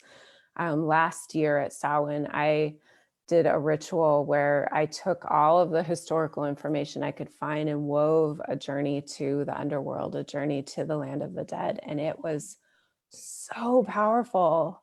It was really amazing. And it, you know, there is a lot of really excellent sensory source material that takes us on that path. They call it the well-worn path. And you walk past beautiful herb gardens and places where the sun even shines on this road, but you keep going down and down and down to the north. And then you have to stand on the bridge and you have to cross the river and you can't touch the gate. I mean, there's all kinds of prohibitions, but it's really amazing. And the visualizations that people had coming out of that were very powerful because it's a reclaiming of this death as life, death as part of life, not separate from it, but part of it. The circle. Circle, yes. Yep. So relaxing to have it be a circle. Yes, exactly. It's a transformational process. It's not the end. Yes. Right. You know? I think that's what somehow we have been indoctrinated into. With change from a cycle to an end. And we're trying to reclaim that and bring that back. And I'm actually, you know, pleasantly surprised at how many people are starting to wonder. More and more people, not necessarily that, you know, the world's now becoming pagan again, but just more and more people are kind of starting to go, I wonder if there's more to it. I wonder if there's more out there. I wonder, you know, people are just sort of starting to embrace, and maybe not specifically a path or a dogma, but just sort of starting to embrace that maybe, I don't know. Asking questions and curiosity. And it might not be hellfire and brimstone. That sounds a little, I don't know, weird. You know, just people kind of start to think a little bit more for themselves and put some things together and go, I don't know that I buy into that. Not that they're buying into something else entirely or new or whatever. Right. Open-minded. They're being open-minded and curious about what does it mean to be alive, but what does it also mean to be dead? And what does that look like to me as a person individually, not to what I'm told from the outside, that what that narrative is. So I've been excited about that. I'm intrigued by that more and more people are just sort of looking more within for the answers to that. And what do I believe and what do I feel about that versus what am I told to believe and feel? I just think that's so cool. And does seem to be a turning of that tide. People are less and less falling into that belief of there's a terminal end. Right. But it's more of a transformation. So it's kind of been cool to see. Something to be embraced rather than feared. Yes. Yeah. I've had a lot of questions from people in my social circle that I would have never in my life thought would ask me a question about that. Cool. That's great. Well, you're one of them, aren't you? I'm like, Probably. Depends on your definition of them. Mhm. You know, you kind of start out with one of what, and then it's well, I mean, do we? I don't know. Isn't that kind of weird that people believe that you just die? I mean, do you think we just die? I don't think we just die. You know, and it just kind of opens up this whole conversation of, you know, well, what do you feel in your heart? What does it feel like? You know, what feels true? Mhm. And go with that. Because yeah, it's, you know, I'm not going to tell you what to believe. I'm not going to be the dogma, you know. Like, Yeah. what feels right? Not That was a for me. cute movie, but yeah. Yeah, I'm not that guy. So yeah, Mhm. I'm gonna let you figure that out on your own. But yeah, it's kind of that people are asking questions, or I have people approach me and be like, "So this guy died, and I need some sage, huh?" I got that last week. So like, I'm gonna need you to rewind that, fill in some spots for me. You know, so you're starting to get people that I would have never in my life thought would come to me and be like, "Oh yeah, I need to borrow some stage." For so more and more people are starting to embrace, I guess, an alternative thought process than what they were Mhm. raised with. Mhm. They may not know, they may not have the answers, but they're starting to be okay with the fact that other people believe other things, and Right. then that's just okay. And who cares? And you know, and that to me is cool too, because that opens the door and allows some freedom for people to explore what do they feel and what do they believe that maybe they didn't feel they had before. I think that's pretty cool. And part of That's that what I research found too. with my students, where they were so hungry to talk about spirituality because they weren't allowed to in school and in their homes, even if they had, you know, multi-faith homes, which a lot of them did. They weren't allowed to talk about things outside of their faith. And those that weren't raised with any particular religion didn't really know where to go for spirituality. They you know, they didn't want to go into some sort of, you know, weird Yeah, path. They wanted something tactile and tangible, but giving them the space to talk about spirituality. I used to teach a class called Spirit and Story, where we read books that had fiction books with a spiritual theme, like Edwidge Danticat and Louise Erdrich, books that had, you know, a sensibility to them, and then getting them to talk about it was so just the permission, like you're talking about, just having permission to ask questions and not be judged and not be worried that somebody's going to, you know, tell you that you're going to visit the goddess Hell. right. Yes. Or the devil in hell. So, yes, that's right. Yeah, I could just be like, well, my super Protestant aunt told me I'm going to hell. I'd be like, cool, can I come? That's right. Yay! Yes. Yeah, Yes. exactly. You'll be in good company. It'll be fine. Yeah, I could just be him being like, what? You're like, all right, let's go. Yeah. So, you know, belief is a funny thing. It's a funny thing, but you know what people believe. And yeah, I'm, you know, one of those that I get approached a lot by people that I don't realize how much people realize my belief system. I don't feel like I put it out there, you know, but apparently they pick up on the subtlety of who I am and what I do or don't do, I guess. But they'll start asking questions and they'll be curious about things. And I try really, really, really hard, and I'm not always probably 100% on it. I try really hard to not put new ideas. You know what I mean? Like, I don't want to like replace one dogma with another. Like I, you know, try to not do that. So it's kind of a, well, you know, it's a do-it-yourself kit. It's kind of a build your own. That's sort of Here's what I think, but what you believe or think has to come from within. Yes. Yeah, I poured out the bucket of Tinker Toys and it just kind of got started. So build it wherever you want. You know, and that of course is not the answer they're looking for, because they come from a formatted, dogmatic, you know, here's a book and here's the parameters. Right. So, right. And so they're looking for that again. Like, okay, where's the guidebook and the parameters? Well, you write it yourself. Huh? Yeah, I you can't write do it, you that. write it. Yeah. Yeah, you write it yourself. Well, can I see yours? No, that's cheating. And plagiarism. Write your own. Yeah. So it's yeah, it's very it's been interesting to me because I've seen that more in just the last few years. Just people kind of coming around to being curious and being open and wanting to participate or hear or see or do or try, testing, put their toe in the water, and like runes and tarot and all of these other things too. I'm seeing that a lot too. People are picking up divination tools and playing with them, just trying them out and thinking it's cool. I had a friend come with me to I think it was a metaphysical fair. So there's lots of vendors, and so they've got oracle cards and tarot cards and books and stones and pendulums and there's all kinds of cool stuff there. And so I'm pretty attuned to pendulums. I don't know, we just have a great relationship. So I'll go check out pendulums now and again, and so I'll pick one up and I'm having a conversation with it, much to what Lara, you'd mentioned with you have to build a relationship with the runes. You can't just use them for your own purposes. There has to be a symbiotic connection. And the first thing I do is I ask. I always start with permission, right? Will you work with me? Would you like to work with me? Am I the right person?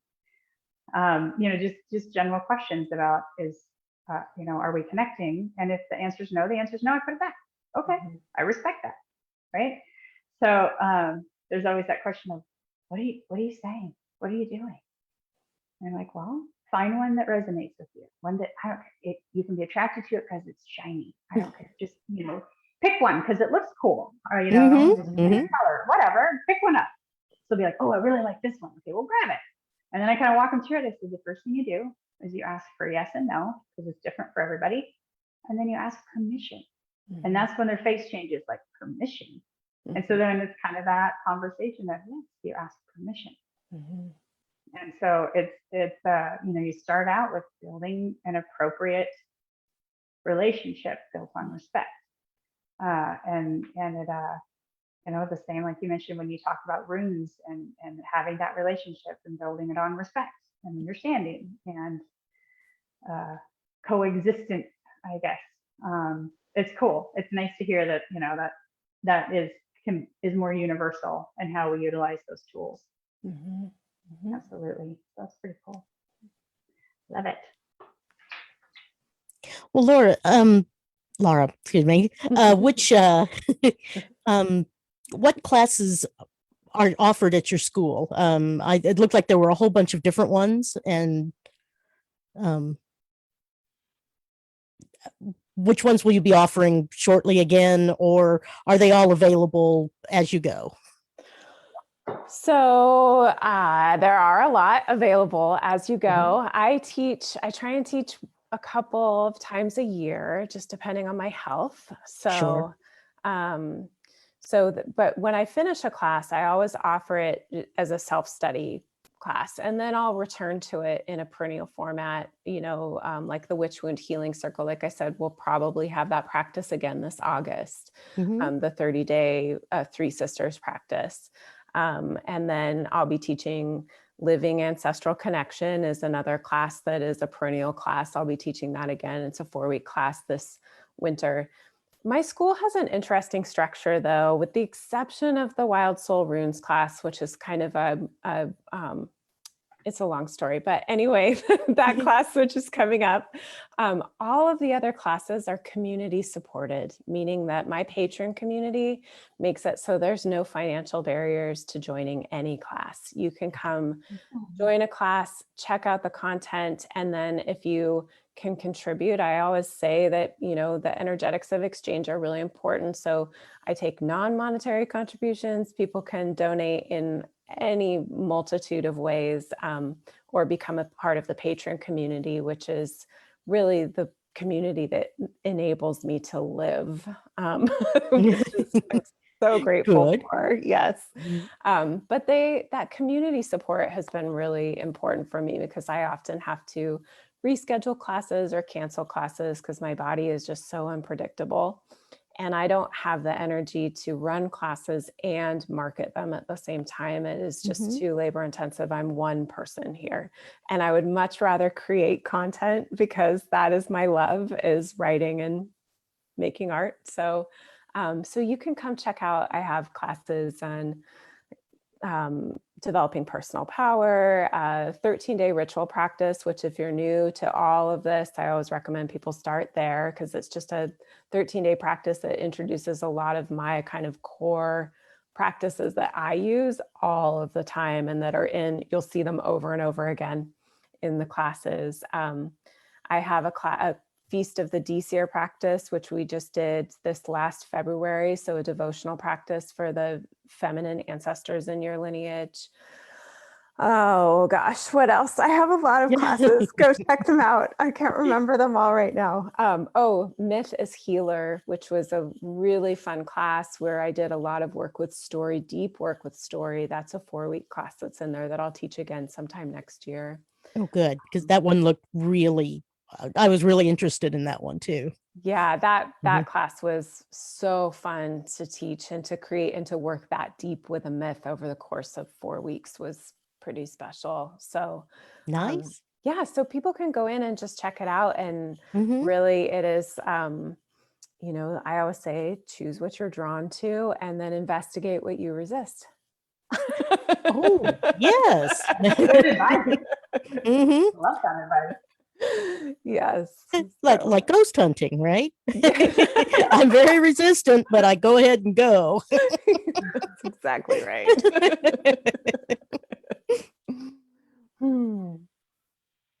Yes, and I did get to share that very first one with Shar down at Villisca Axe Murder House. So yes. Yeah, you guys have had some adventures.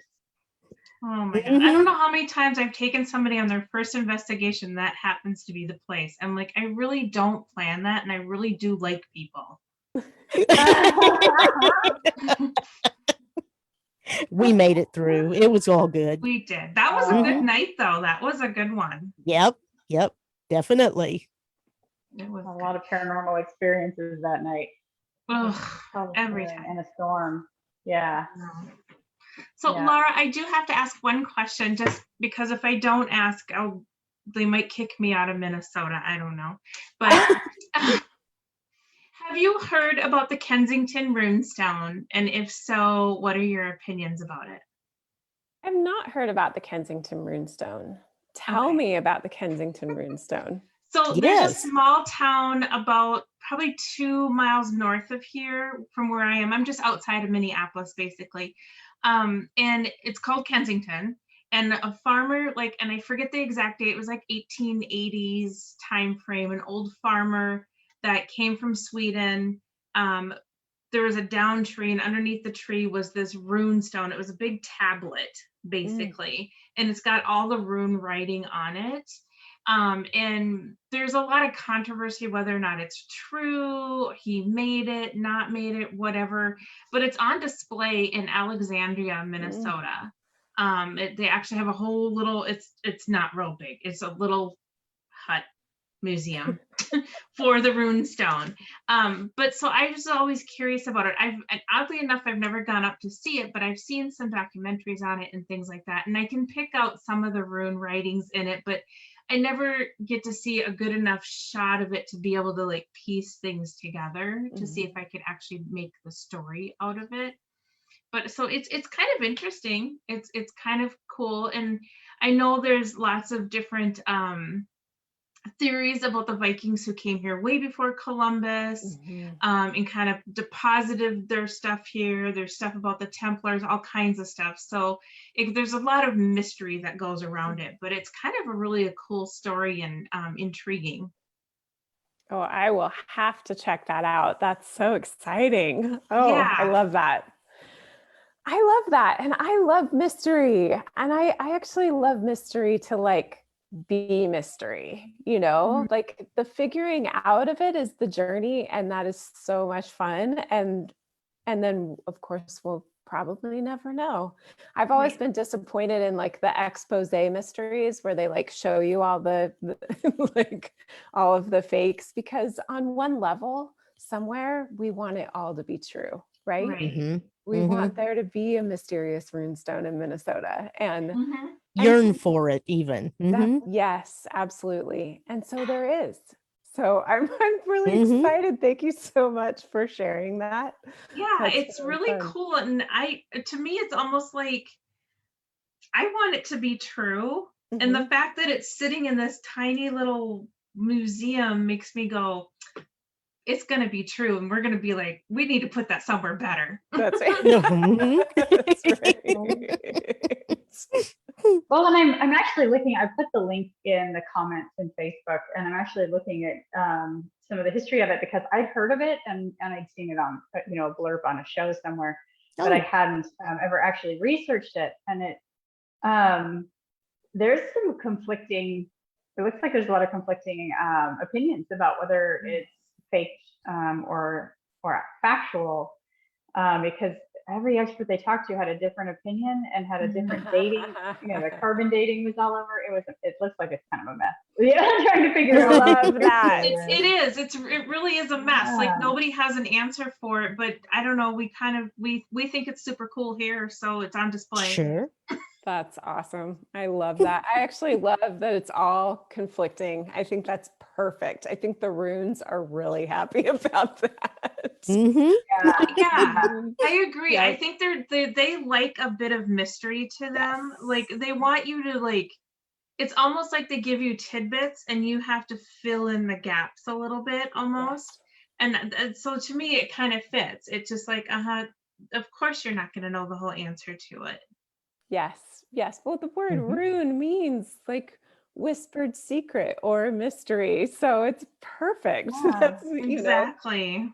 We, again, here we are with our left brains, like trying to figure it all out. But if you think you were to teleport ourselves back 500 years, we'd be like, cool, it's a runestone. It was given by the gods. Right, exactly. So, that's so great. Yeah, it's pretty, to do research. Cool. Yeah, it'd definitely be an interesting one to look up because of the conflict, as you said. Yeah. Dig into it. So if you do research into it, I would love to hear your perspective on it for sure. Okay. Yeah, absolutely. Well, we'll keep in touch and I will share. Absolutely. That is cool. Yeah. Oh my gosh. Wow. Well, I think it's 9 o'clock. Well, closer to 11 for us, but yeah, you're absolutely right. Yeah. You're like 9. I would love it to be 9. What? And the sun is still up. Yeah, right? I can still see daylight outside. Yep, we still got daylight here in the Pacific Northwest. Yeah, you guys are outnumbered. Yeah. 3 against 2. Oh. Yeah. That's never stopped me before. No, I know. It's been awesome chatting with you, Lara. Yes, it has been. Thank you so much for being on tonight. Oh my gosh, thank you. This has been so much fun. We've been dropping the links in the chat, and we'll make sure they get transferred probably to like the website and everything. If if our website Techno Wizard will do that for us. And I already got the links on the website. Oh, I figured you did. Okay, cool. Yeah. Okay. Yeah, thanks, man. Yeah. Good We job. put a link in for the Wild Soul school in there too. So and one for the runes, so people can check out your classes. So that would be awesome.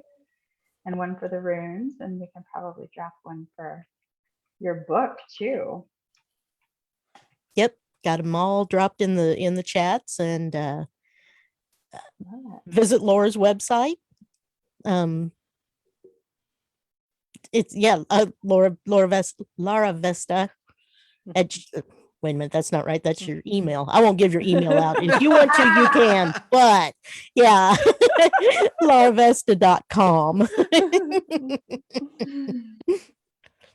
All righty, guys. Well, next week we have Nick Redfern on to talk about his Marilyn Monroe alien JFK assassination conspiracy book. This is a big So- old conspiracy Oh, show yeah. going on next week. Yep. I love it. Mhm. That's gonna be awesome.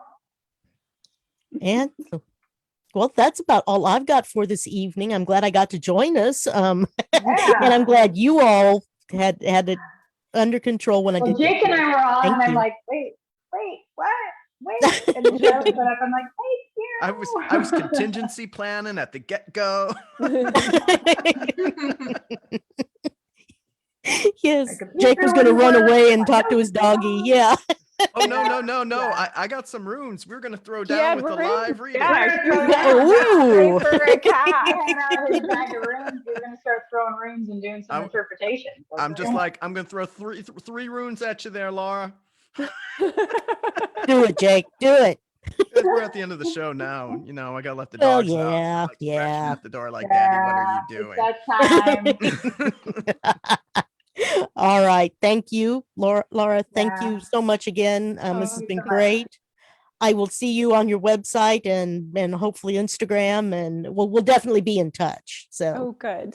yes, Good. yes, it's Thank been so you. enjoyable. Thank you.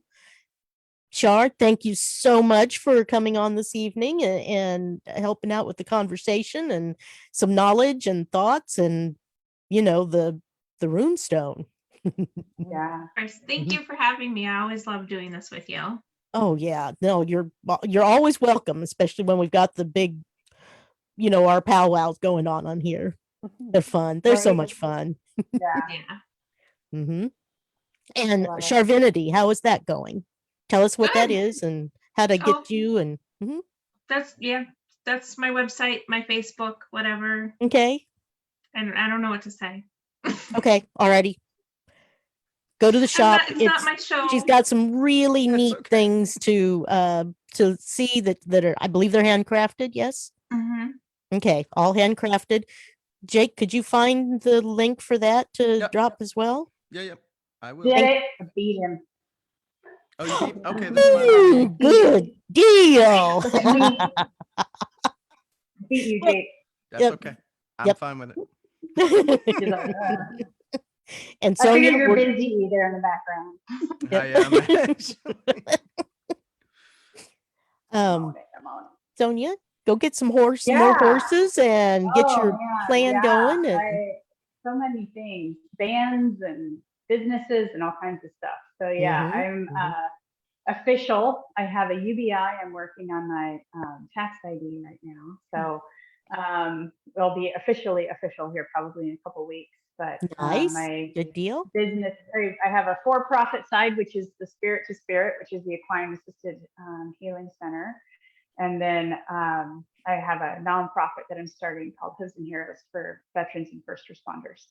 Fantastic. So that'll be a secondary sub umbrella underneath the Spirit to Spirit. So pretty excited about it. I'm going to do a lot of amazing, awesome stuff.